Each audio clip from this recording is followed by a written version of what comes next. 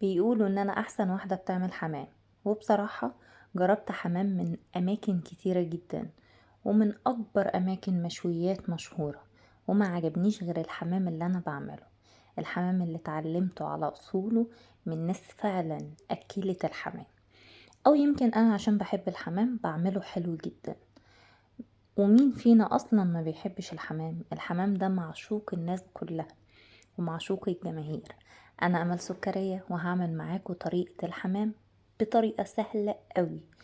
اول حاجة، كل حمامية هتاخد منك بصلاية صغيرة، يعني وسط، مش صغيرة من بتاعة الشوربة، او بصلة كبيرة للحمامتين.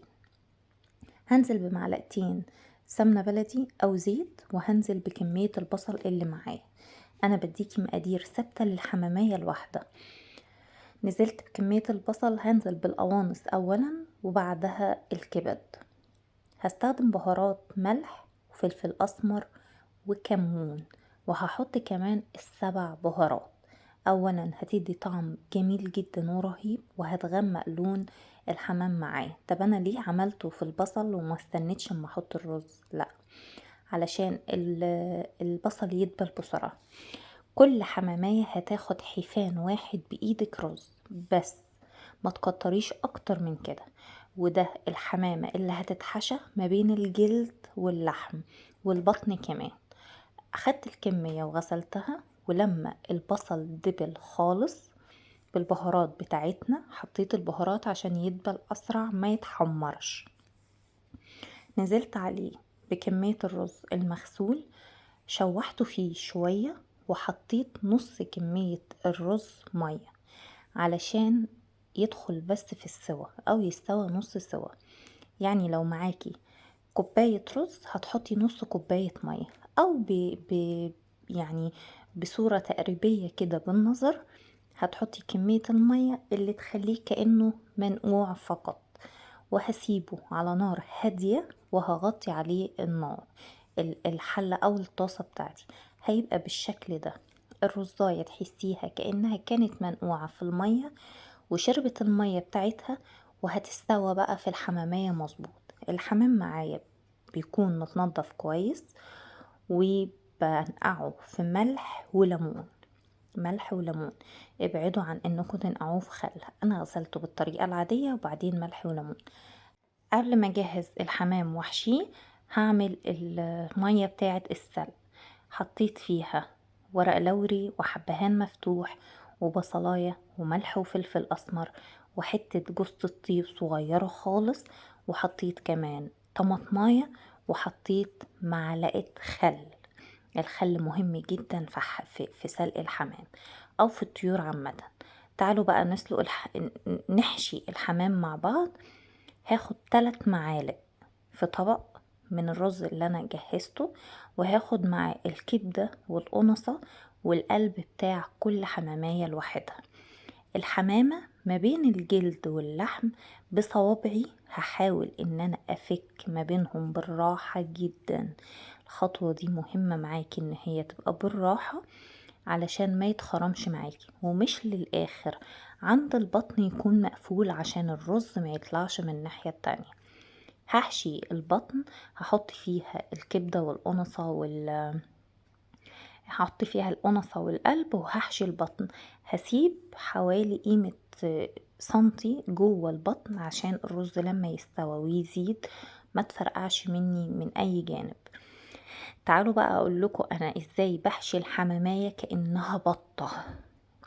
بحط الرز بالمعلقة كده، وبدخل الرز كويس ما بين الجلد واللحم بتاع الحمامة، واحاول ان انا بايديا اوزعه كويس في الحمام، بحيث ان هو يبقى واخد شكل الحمامية من غير ما يكون مكلكع في حتة ويفرقع معايا.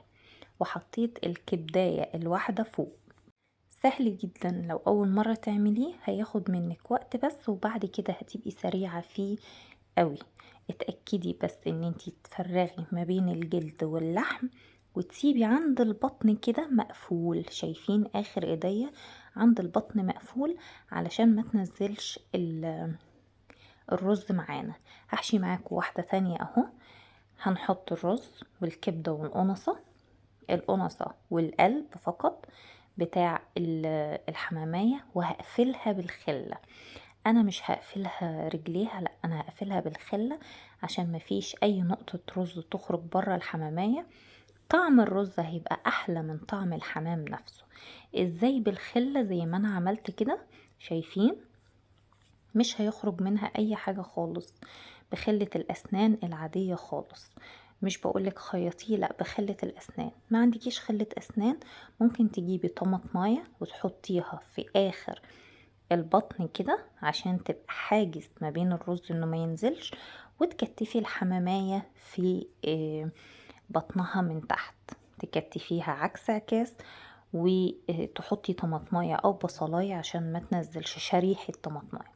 ساوي الرز بتاع الحمام ما بين الجلد كده واللحم بطريقة بسيطة. اهم حاجة تسيبي مسافة للرز لما يجي يستوى، لانه زيه زي الممبار كده، هينفخ وهياخد وضعه وبعدين الرز هيستوى. لما يستوى ما يفرقعش منك، سيبي مسافة امان دايما، كأنك سايقة عربية وسايفة مسافة امان قدامك.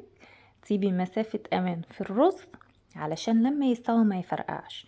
المية تغلي او الشوربة بتاعتي تغلي كويس، هنزل بالحمام حماماية حماماية، احط واحدة على بطنها، استنى ان هي تتنفخ والجلد يتنفخ، تاخد شكلها وحجمها، احط التانية، وهكذا عشان ما كبسهمش فوق بعض. نص ساعة على نار عالية. انتي طبعا حطيتيه على نار عالية، الشوربة كانت بتغلي، سقطتي الحمام بالطريقة اللي قلتلك عليها، اقفلي عليه الغطا، ما تفتحيهوش نهائي لمدة نص ساعة على نار تكون وسط، مش هادية ولا عالية خالص. هتفتحي بعد النص ساعة عليه، تمسكي الجناح وتعكسيه معاكي كده كأنك بتقطمي الجناح او بتقطمي الورك. الجناح طلع في ايدك وهيتقطم، يبقى هو كده استوى وتمام قوي، ما تسيبهوش يفرقع. طلعي صفيه بس كويس وهو سخن على طول، هتحمريه في الزيت، ما بدهنوش اي حاجة. تقدري تحمريه في معلقتين سمنة بلدي او تحمريه في زيت. الزيت معايا نضيف، هو واقع فيه رز بس، والسمار اللي في الطاسة ده، الطاسة كانت تيفال، فهتحمريه بس. انا ما بدهنش الحمامة اي حاجة، تقعدي تحمريها من كل ناحية. يا ستي اصبري، الحمام سخن. تقعدي تحمريها من كل ناحية لغاية ما تاخد اللون الذهبي المقرمش معاكي، هيطلع أظرف وألطف وأحلى حمام هتاكليه في حياتك. حمام عرسان، يعني حمام عرسان. رشي عليه لما يطلع شوية ملح وفلفل أسمر، وكليه بقى وهو سخن خالص زي كده. انا من الناس معلش يا جماعة اللي ما بتحبش تاكل الاكل بارد، لازم الاكل يكون سخن قوي علشان اكله. وكمان ورايا ناس تانية مستنية الاكل ومستعجلة. بألف هنا، يا رب تكون الوصفة عجبتكم.